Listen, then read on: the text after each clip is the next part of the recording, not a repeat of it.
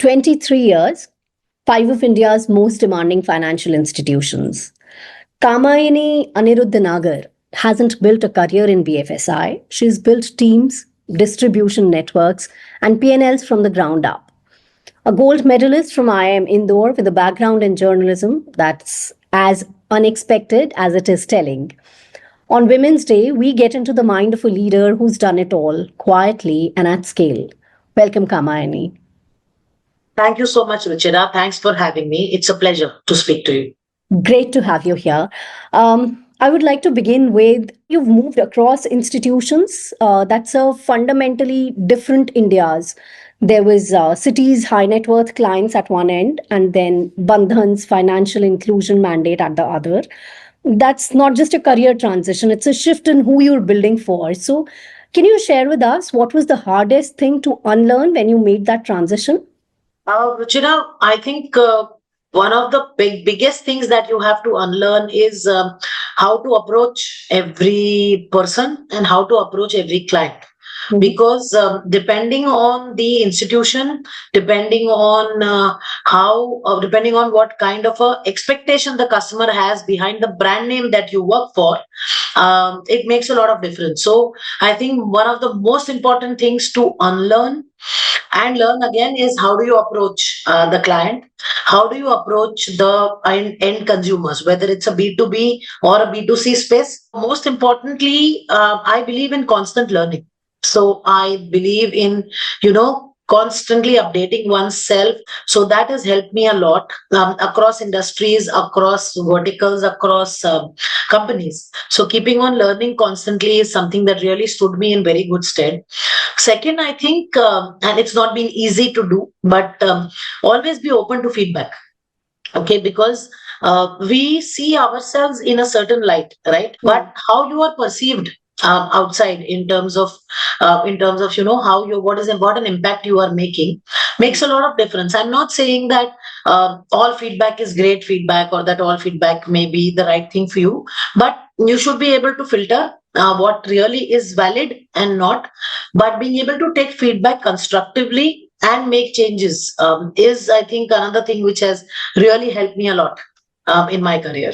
You've had P&L ownership and led large distribution teams across very different organizations. So, building a distribution network from scratch versus inheriting an established one, that requires different instincts. What is the single most important thing that you've learned about scaling a sales team that actually performs? Scaling a sales team requires a lot of patience. It requires a daily rigor. I think discipline, the way we teach investors to be disciplined in doing their investments and SIPs, because that's the way of the name of the game currently, specifically in terms of in mutual fund investments. I think discipline, a daily rigor, being able to just show up every day and being able to build the same thing every day is important. So specifically in large scale distributions, because sometimes what happens is you feel a little bit of fatigue, but I think that is the mantra for success, because you simply have to come back and do this every day. So we used to be in BFSI, we used to be like, oh, I did such a big deal yesterday, or I closed such a big important deal yesterday. Again today I'm being asked for the same thing. So one of my one of my favorite seniors told me that the retail sales and specifically sales and distribution is like a daily Munshi ji ka galla. So every day you have to log in numbers, and every day you have to begin fresh. I mean, there is absolutely no way that you can let go of the discipline of working every day. You hold a PG in journalism alongside your IIM gold medal. That's a rare combination in this industry. So, has the ability to construct a narrative ever given you an edge in a room full of pure finance people, be it in a pitch, a negotiation, or somewhere else? I think what the journalism degree largely helped me with is to help me communicate better. Yeah. Help me to build a storytelling in a better way. It also gave me a lot of confidence, because when I was doing the journalism at that time, journalism was very specifically video journalism was nascent in the country. It was just starting off. Okay, and when you're stepping into a territory which is not very structured, you normally need to have the wherewithal to be able to go to new places, to be able to work in circumstances with limited data, to be able to make a mark for yourself, even though the territory is mostly unmarked. The AMC industry talks a lot about expanding retail participation, especially among first time investors. You've been on the distribution side of this equation for over 2 decades now. What is the one structural barrier that the industry keeps underestimating? I think investor education is still something that we need to do a lot more about. The regulators have mandated all the participants in the capital markets to to work specifically on investor education, but I think the last mile still needs a lot of clarity. And of course, the mis-selling that happens once in a while does not quite help our cause, because it puts our work back by a couple of steps. But I think investor education still needs a lot more entrenchment in the country.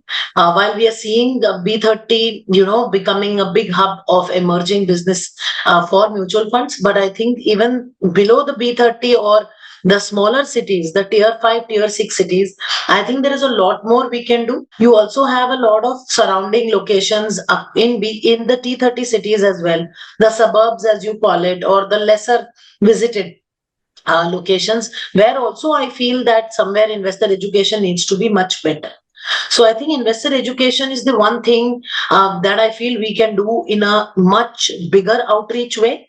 And the only thing that stops investors, I believe, is the fear of the unknown. So you have to remove that fear from their minds and give them I would say, the proof that things can work well when they invest in capital markets, specifically in a growing economy like India. And I think that should help us do a better penetration than we think possible. So, in your experience, does the BFSI industry lose senior women at a specific career stage? I think it is not senior women. I think it is more to do with the middle life stage specifically. So either when you are required to give time to your kids, and sometimes you want to take a step back and just take a sabbatical to give time, or when you feel that there are certain. So I think kids and aging parents are two things which I believe are two of the largest reasons why women sometimes take a step back in terms of their career. Yes, changes a lot of women do, and you can choose between what you want to do in your career. I can give you the examples of a lot of women who have become entrepreneurs after spending a good number of times, a much good amount of time in the corporate world. But just taking a break, I mean, just moving away from doing a corporate job, or taking a sabbatical, or taking a break, I think largely most of it is personal reasons. I haven't heard of anybody who's taken a step back because they just maybe felt overwhelmed. I believe women are very strong when it comes to being able to take a lot of stress and pressure. So I think it's largely to do with life stages and how what personal attention is needed on their home front. Do you think the industry structure can do something to be more accommodating? I think we are all doing a lot of things. I think there is all companies now, not only in the BFSI sector, are looking at working with women who want to re-enter into the career stage when they have taken a sabbatical.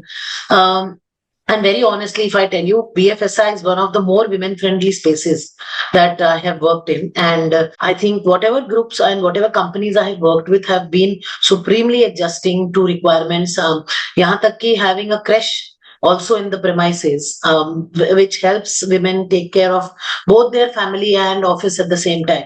So I think there has been a lot of progress that has been made in the past 2 decades, specifically in accommodating personal requirements for women. But yes, like we can always do better. So let's keep striving for that. When you look around a room at a senior leadership conference today versus what you saw, say, 15 years ago, is the ratio where it should be? It's better than what it was 15 years ago, but I would personally still want to see a lot more women participating, specifically in decision making in the boardrooms, not only as a figure or figurative person, but also as actively partaking in decisions. And honestly, as a part of the Aditya Birla group, I have seen a lot of the family women taking very active parts, and it's a big inspiration for people like me to see the family themselves being so encouraging to have the girls of the family taking leads in businesses. So it's a very good thing that is happening. But does it happen everywhere? I don't think so. I think a lot of us still need a lot more exposure to become to come into senior management. I still see in sales is specifically one place where I don't see too many women coming and participating. I think it's either the stress or the constant demanding hours which deter us. But I think that is one place where we can definitely do much better. One very important thing, Ruchira, I would say is that I think we need to get it out of our heads that we are expected to be super women and that we have to deliver on everything. It's a myth actually, and the balance requirement is as much for us as it is for any other gender, because I think it's more to do with how we take ourselves too seriously in terms of why we want to achieve perfection in everything. It's not required. It's a balance between your personal and your professional life. Sometimes personal will do better and need more attention. Sometimes professional will need more attention. It's a question of how you are able to balance between the two.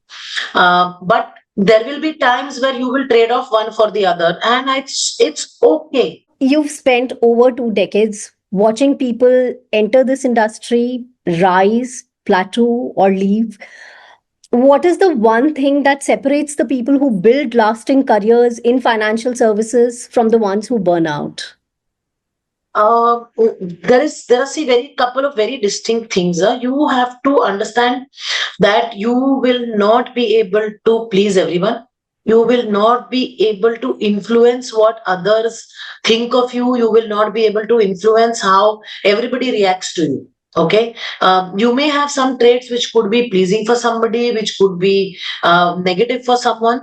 The fact of the matter is, we have to get our priorities right. Anybody who's wanting to succeed in any kind of career, and not only BFSI, you should have a very clear priority list. So your priority list has to be very clean, very clear that these are your priorities. Organization should come first. The customer should always come second, and the team comes third, and our own growth comes fourth. If you keep those priorities in mind, the organization has to grow for an individual to grow. So that structure has to be very well there. The customer has to be at the forefront of everything. If the customer is compromised in any way, the organization will not grow because the customer will abandon the organization, whether it is a B2B, whether it's a B2C, whether it is a direct, whether it is e-commerce, any kind of industry you may pick up, the customer has to be center stage. And then, of course, we all need good people, good talent to be able to help the organization and help the customers. So that's why the team comes third. And then, of course, I and you also need to grow as we move along our careers. But we will not grow until the people above us or the people below us grow. Well, thank you, Kamayani. It's been an absolute privilege. Thank you for your time and candor. Thank you so much, Ruchira. It's been a pleasure speaking to you. To everyone watching, especially the women charting their own paths in financial services, I hope this conversation left you with something to carry forward. This is part of our ongoing series celebrating the women shaping India's asset management landscape. If you found this valuable, do share it and stay tuned for more such conversations. Thank you. Bye for now.